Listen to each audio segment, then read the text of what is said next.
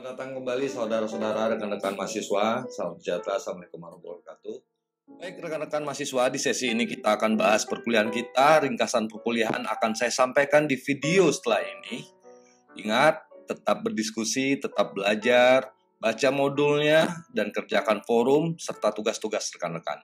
Keaktifan rekan-rekan sangat mempengaruhi nilai rekan-rekan dan perhatikan dengan jadwal tenggat waktu di perkuliahan kita ini. Selamat belajar dan sukses untuk kita semua. Terima kasih. Assalamualaikum warahmatullahi wabarakatuh. Audit manajemen fungsi produksi adalah suatu aktivitas untuk melakukan evaluasi, monitoring, atau pengendalian, memeriksa kesesuaian pengendalian, pengawasan terhadap fasilitas, prosedur, dan operasi kegiatan yang terkait dengan produksi atau manufaktur. Jadi fokus audit fungsi produksi adalah mengevaluasi aktivitas dalam mencapai tujuan strategis produksi. Apa tujuan strategis produksi? Ada 3 tujuan strategis. Yang pertama adalah melalui perencanaan kegiatan manufaktur, maka perkiraan jangka pendek dan jangka panjang terhadap permintaan manufaktur dapat dilakukan. Artinya apa? Yang pertama adalah kita melakukan evaluasi apakah sudah ada perencanaan terhadap fabrikasi atau manufaktur untuk pemenuhan persediaan jangka pendek, jangka panjang. Apakah sudah ada perencanaan atau belum? Selanjutnya kita lakukan evaluasi, auditor melakukan pengukuran apakah perencanaan tersebut berdasarkan pengukuran yang tepat dan bagaimana cara mengevaluasi atau memonitoring pemenuhan rencana tersebut.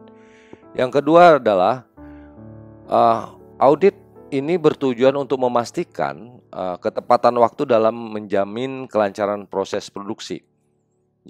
Memantau bagaimana proses produksi sudah dilakukan dengan tepat sehingga dapat mendukung kelancaran proses produksi. Faktor-faktor apa yang mendukung itu yang perlu dievaluasi, resiko-resiko apa yang dapat menggagalkan atau mempengaruhi kelancaran suatu produksi, itu juga sebagai fokus audit. Yang ketiga adalah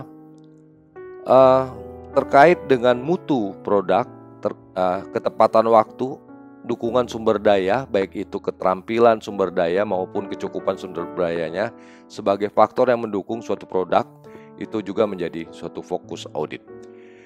Baik, itu terkait dengan fungsi produksi, audit fungsi produksi yang menjadi fokus kita. Lebih detail nanti silakan rekan-rekan baca di modul yang sudah dilampirkan di tuton ini. Yang selanjutnya adalah lanjutan dari pelaporan audit. Laporan audit ada 2 hal yang utama. Laporan persuasif artinya laporan itu disampaikan dengan unsur-unsur yang benar, valid sesuai bukti dan penting. Dan selanjutnya konstruktif, ini juga penting.